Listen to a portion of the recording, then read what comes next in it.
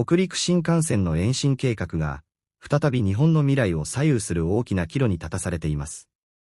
京都駅をどう通過し、大阪へつなぐのか。与党が推す、桂川案と、JR 西日本が支持する、南北案が対立する中、結局いつ完成するのか、という国民の疑問が高まっています。北陸新幹線は現在、東京から敦賀まで開業しています。しかし、最終目標である新大阪までの延伸ルートは未だ決着していません。桂川案は、京都市西部の桂川周辺を経由することで都市部への影響を抑える狙いがあります。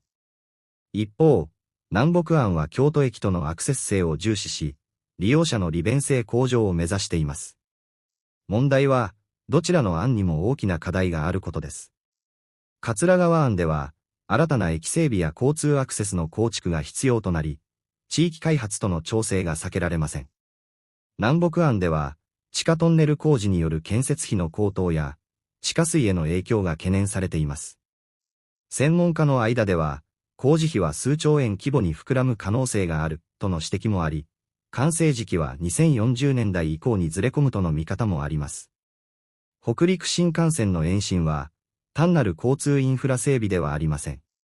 北陸地方の人口減少対策や観光振興。さらには災害時の代替輸送ルート確保にもつながる国家プロジェクトです。2024年の敦賀延伸後、北陸地域への観光客増加が報告されており、その経済効果への期待は小さくありません。ここで視聴者の皆さんに考えてほしいポイントがあります。1、利便性を優先すべきか、それとも建設コストを重視すべきか。